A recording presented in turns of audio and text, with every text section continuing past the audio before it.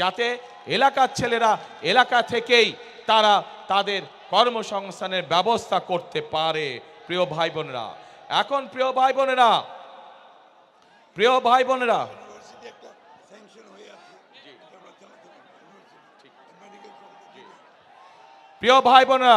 বিগত এক যুগ বেশি সময় ধরে যেই স্বৈরাচার এই দেশের মানুষের কাঁধে বসেছিল, তারা শুধু নিজেদের স্বার্থ দেখেছে, জনগণের স্বার্থ দেখে নাই। সেই জন্যই আমরা দেখেছি বাংলাদেশে, সমগ্র বাংলাদেশে কিভাবে বাংলাদেশের মানুষ, সাধারণ মানুষ চিকিৎসা থেকে বঞ্চিত হয়েছে।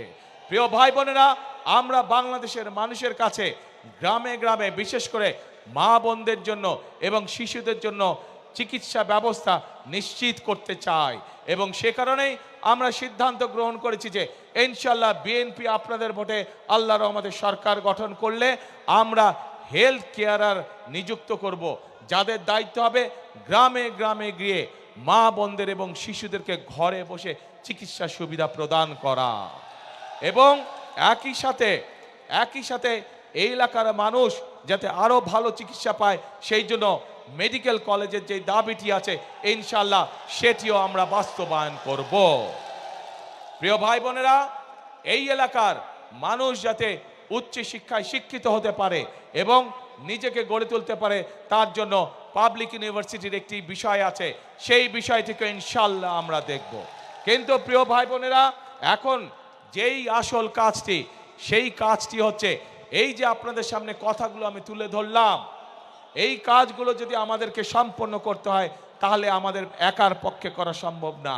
আমাদেরকে আপনাদের সহযোগিতা প্রয়োজন, আপনাদের দোয়া প্রয়োজন, আপনাদের সমর্থন প্রয়োজন, আপনাদের ভোট প্রয়োজন। প্রিয় ভাই বোনেরা, আজ আমি ঠাকুরগাঁ, দিনাজপুর, নীলফামারী সমগ্র এলাকার, এই বৃহত্তর এলাকার মানুষের কাছে, ভাই বোনদের কাছে, মা বোনদের কাছে আজকে আমি এসেছি ধানের শীষের পক্ষে ভোট চাইতে। আপনারা যদি আমাদের হাতকে শক্তিশালী করেন, আপনারা যদি আমাদেরকে সমর্থন দেন, ইনশাআল্লাহ অতীতে যেমন বিএনপি সকল সময় আপনাদের পাশে ছিল, এলাকার উন্নয়নের জন্য কাজ করেছে, মানুষের দুঃখ ঘুচানোর জন্য কাজ করছে, ইনশাআল্লাহ ভবিষ্যতেও আমরা একইভাবে আপনাদের পাশে থাকব, একইভাবে এলাকার উন্নয়নের কাজ করব, একইভাবে আমরা এলাকার মানুষের দুঃখ ঘোচানোর কাজ করব। প্রিয় ভাই বোনেরা, আজ এটি নির্বাচনী জনসভা। আমি আজকে মনে করি এই নির্বাচনী জনসভায় সাধারণত আমরা কি দেখেছি, নির্বাচনী জনসভায় আমরা দেখি যে সাধারণত এক দল আরেক দলের বিপক্ষে কথা বলে থাকে।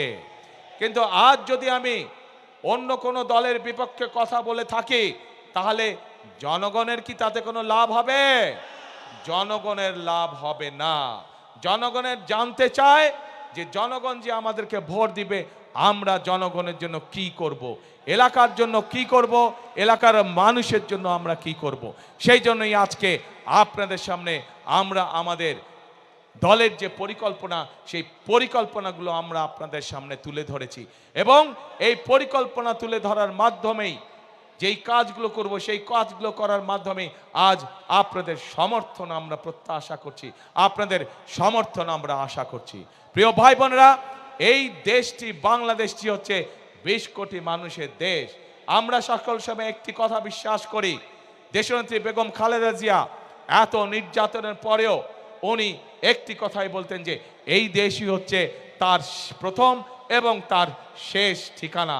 বিএনপির প্রত্যেকটি নেতাকর্মী, শহীদ জিয়ার প্রত্যেকটি সৈনিক, খালেদা জিয়ার প্রত্যেকটি সৈনিক বিশ্বাস করে যে বাংলাদেশই হচ্ছে তার প্রথম এবং বাংলাদেশই হচ্ছে তার শেষ ঠিকানা। কাজেই প্রিয় ভাই বোনেরা, এই দেশ আমরা বিশ্বাস করি জনগণই সকল ক্ষমতার উৎস, এবং যেহেতু আমরা বিশ্বাস করি জনগণই সকল ক্ষমতার উৎস, সেই জন্য আমরা জনগণের সামনে এসে দাঁড়িয়েছি। জনগণের সমর্থন নিয়ে, জনগণের ভালোবাসা নিয়ে, জনগণের শক্তিতে আমরা বাংলাদেশকে পুনর্গঠন করতে চাই।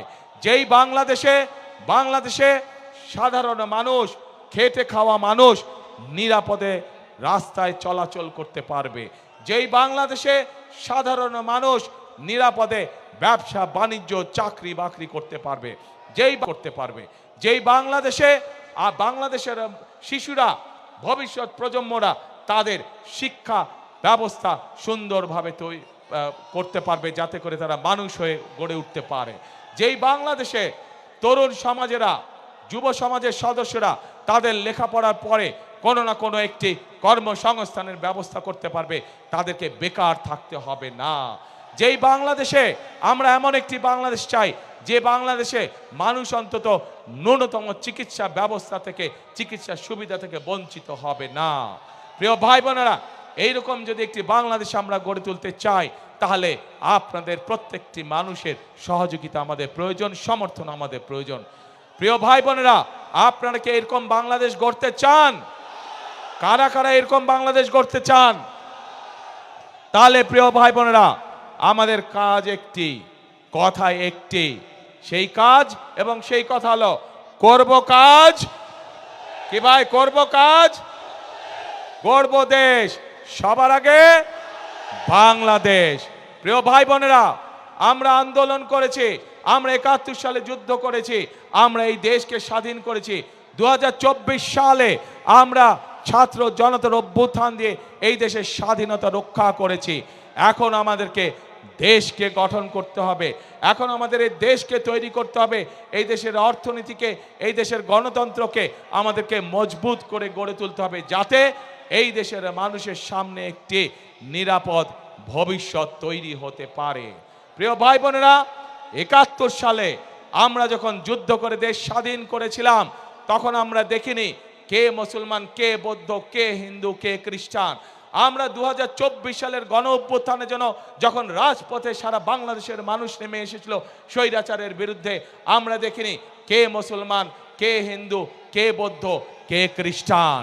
প্রিয় ভাই বোনেরা, এই দেশে হাজার বছর ধরে প্রত্যেকটি ধর্মের মানুষ আমরা শান্তিতে বসবাস করেছি।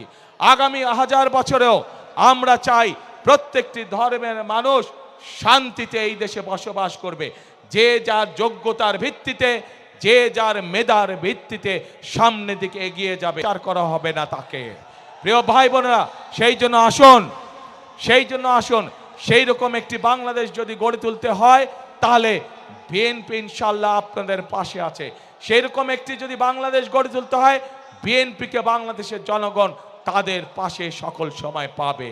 কাজে আসুন আমরা আমাদের সেই প্রত্যাশিত বাংলাদেশকে গড়ে তোলার জন্য আজকেই এই জনসভায় শপথ নেই।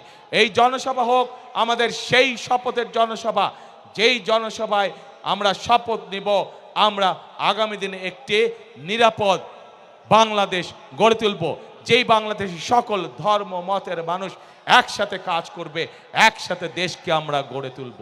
প্রিয় ভাই বোনেরা, পরিশেষে আমি এই এলাকার উন্নয়ন, এই বাংলাদেশের উন্নয়নের জন্য আপনাদের সকলের কাছে ধানের শীষের পক্ষে ভোট চাইয়ে যাচ্ছি আপনাদের কাছে। আমি কি আপনাদের সমর্থন পেতে পারি প্রিয় ভাই বোনেরা? ইনশাআল্লাহ। এবং এই যে আমার সাথে যেই মানুষগুলো দাঁড়িয়ে আছেন, আপনাদের এলাকার সন্তান, এই মানুষগুলোর হাতে আমরা দলের পক্ষ থেকে ধানের শীষকে তুলে দিয়েছি।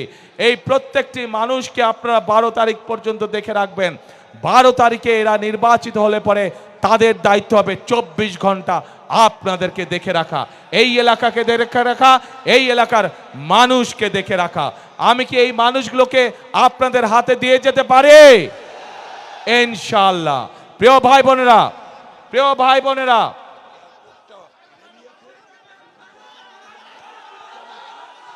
আমাকে মির্জা ফখরুল ইসলাম সাহেব বললেন যে এই এলাকার এয়ারপোর্টটার কাজ অনেক দূরে এগিয়ে গিয়েছে। ইনশাআল্লাহ বিএনপি আগামী 12 তারিখে নির্বাচনের সরকার গঠন হলে যত দ্রুত সম্ভব আমরা এই এলাকার এয়ারপোর্ট ইনশাআল্লাহ চালু করব। প্রিয় ভাই বোনেরা, আজ এই জনসভায়, লক্ষ মানুষের জনসভায় আজ আমি পরিশেষে আপনাদের সকলের সমর্থন ধানের শীষের পক্ষে চেয়ে আমার বক্তব্য শেষ করছি। ইনশাআল্লাহ আগেও যেমন আমাকে পেয়েছেন আপনাদের পাশে, ইনশাআল্লাহ ভবিষ্যতেও পাবেন আমাকে আপনাদের পাশে। আল্লাহ হাফেজ। বাংলাদেশ জিন্দাবাদ।